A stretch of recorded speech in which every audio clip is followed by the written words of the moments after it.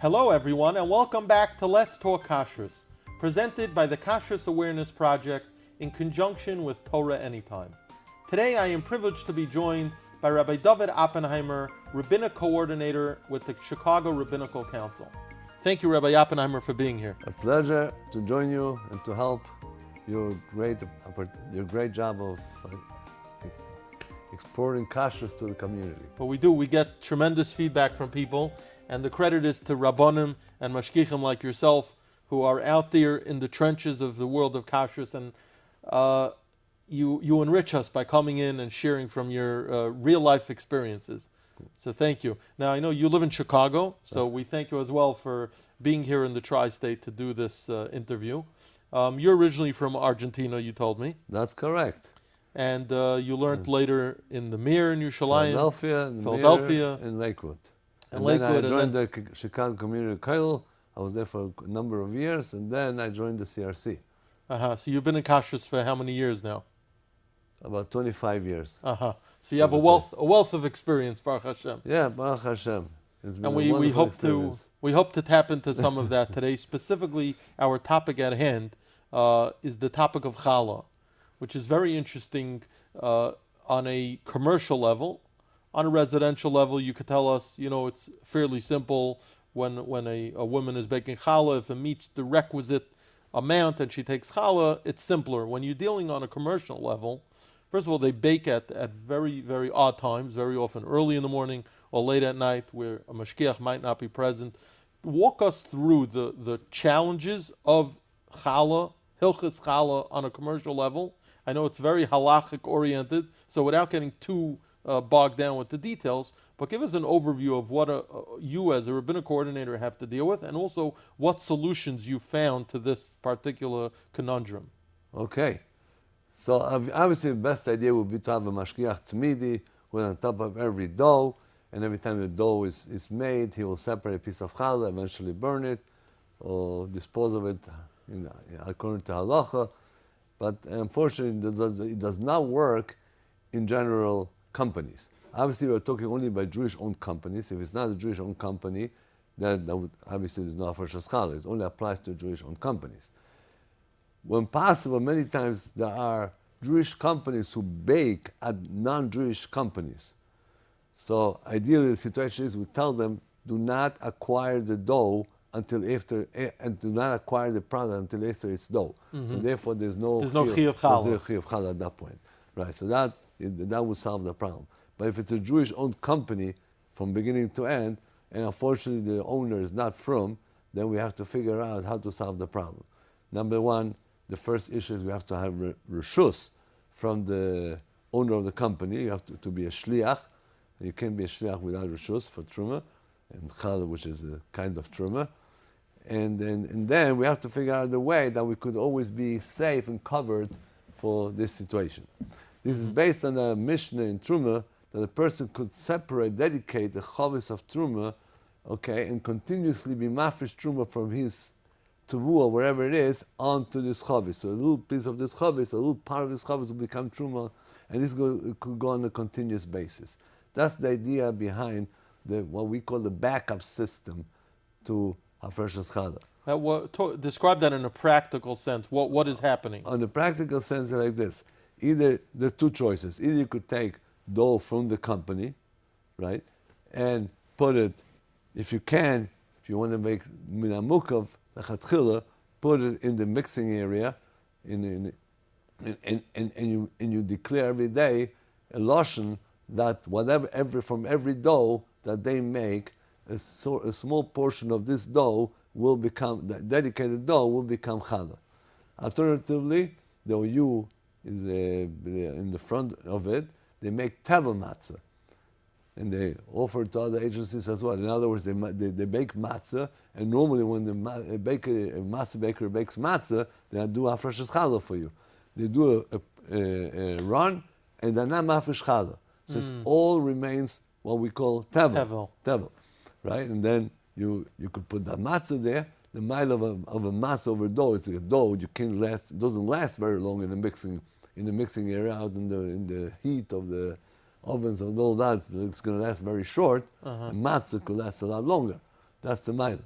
So you put it near the baking area, and that's Right. dedicated as challah for Right. for So each every- for and- each and you baking. say- and you declare that every time a dough is made, a small piece of that becomes So that's challah. interesting. I had never heard of that before. I imagine you can't buy tevel matzah on the regular market. It's something that's made dedicated for For this. For They- this. in the olden days, there used to be tevelmat. You know, they weren't mafresh challah at the There- bakeries. oh, you years know. ago they were Years not ago. mafresh When I was challah? a child, they were not mafresh challah on the really, bakery. but the item had hashgacha though. And the hashgacha, and So there the was hashgacha was on the ingredients. right, and there was a stempel on it that you got to take challah from it. I You remember could as a tell. child. You could tell which generation I was born in because I don't remember such a thing. I remember those days. Really? So there was a sticker on it that said that challah was not taken. not taken. Nowadays you have a sticker that says challah genommen. Challah, that's right. Yeah. That's right. So nowadays, so the OU does this run.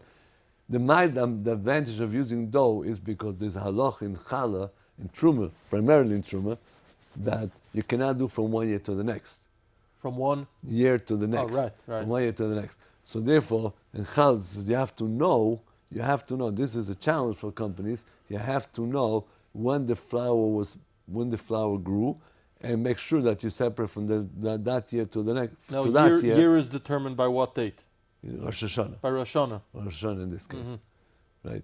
So, Interesting. which the application in North America obviously is going to be that the dough that comes out in May, June, that's going to be from 1 year, and then September is in May and June is the winter wheat, and then in September, August is the spring wheat, right? But Right. they're both, usually going to be both within that year. So this question of the year is obviously relevant to when you're designated doing what you said. If you're taking challah off the actual production, Yeah, then whatever it is, then it you have is. no problem. You take it off on the spot, and you burn it, or you do whatever you do. Right. You're talking about where you put designated challah or matzah in your Right. example. So Right. you have to make sure that it's not from 1 year to the That's other. right. That is a challenge. Uh-huh. There are hetayrim b'diavad, but we certainly don't want to go that route. So therefore we do that. That is the best way. Alternatively, it's interesting. When Chassidus brings a minhag, used to be the minhag that the Rebbitzin of the town used to bake every day, and be mafresh challah for whoever forgot to be mafresh challah Interesting. Almost like Erev Tafshilin that you can make for the shtat. for the shtat. That's right. Lechatchila, of course, there's a din of minam mukav that has to be next to it. That's why lechatchila should be in the mixing room. But b'diavad, it works. It's based on Sharat Zion and Shulchan Aruch Harav that you could do shalom minam mukav is kosher. The advantage in Chutz La'aretz, this in Eretz Yisrael is much more difficult. In Chutz La'aretz, b'diavad, even if somebody already ate, in the Chutz La'aretz, the halacha is, even if someone ate most of the dough and there's still some dough left, you could still be mafresh challah and correct it lemafreya to everything else. So talking about doing it afterwards, how about the companies where there is no mashgiach and they didn't designate challah at the time, and now You can still correct it. so what do the companies do in that case? They baked thousands of donuts or whatever it might have been, or baked goods. Well, we don't take responsibility of companies that never had a hechsher. We're not going to sit there. I mean, it's really nice to fix the world and try to be misakin the world. Now, I'm talking about a company with hashgacha. With hashgacha. I mean, but yeah, but if that's happened, something happened, but some mistake happened, then of course that would solve the problem. What do they do? What do they do in such a scenario? Baruch Hashem, I don't think I ever encountered that. It never Okay. came to that. Okay. But truth is, usually a kashrus, there's a system. Kashrus usually has a system. There's a setup, and usually follows the orders. Challah is much more challenging because it always changes. You always have to become on top of the situation, which flour this is, make sure there's enough, because when you take a portion of the matzah, you have to keep track of how many doughs they already made, right? Because let's say the matzah has 500 grams, right? So you dedicate half a gram per dough. If the company made 2,000 grams, What is the percentage that you need to take off generally? it's minimal. It's minimal. In Truma, we have this concept, chita achas pateres sakri. Right. The minhag the Ramah brings for homes is a k'zayis. Right. That's only a minhag.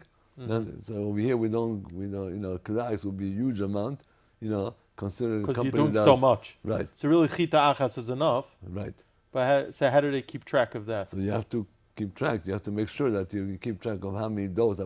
You have an idea of how many doughs this company makes, right? And then you keep track of how much matzah you put aside, and you have to keep track of all that. You say it's another job of a mashgiach that probably most of us took for granted. That's right. And don't realize that's one of the things. On a personal level, Yeah. I find that's the most taxing, item, Well, because you have to keep ongoing. It's not a program that you could set up and things follow the Right. route. There's you have to be on top of it with every time. company and every run each That's time. right. That's Any correct. final thoughts on this topic of Challah that we didn't address? If you want a big cooler, Yeah. and that's Rabbi Yashiv in his safe in the Shurim and Birchas Brachas, and I think Rav Vazda also I saw it recorded, is on Maaseh Paskas that since it's also lechalek, okay, when you're talking about companies that make small doughs, for example, I have a company that makes cheesecake. How much dough is in a cheesecake? Very minimal. Very minimal amount. So it's also lechalek. You'll never have a shear. Nobody's going to buy a cheesecake, enough cheesecake to have A shear of challah. challah, 5 pounds, or at 5 least pounds. 2.5 pounds of challah. Right. Right? Nobody's going to do that. So according to that, according to Rabbi Yashiv, according to most poskim, that the way Rabbi Yashiv passes, according to most shitas in Shulchan Aruch, it would never require challah. So that it would be a bigger problem. It's a bigger problem in bakeries, the way people buy loaves that have 2.5 pounds. So you buy 2 loaves, very likely you have from the same dough. That's a bigger problem. But in companies that make smaller doughs, or doughs or products with very little flour, that would be a lot easier. Very interesting. Thank you for this fascinating discussion, and we look forward to speaking to you again. Thank you. Thank you for so having us, and Hatzlacha on your Avodas HaKodesh.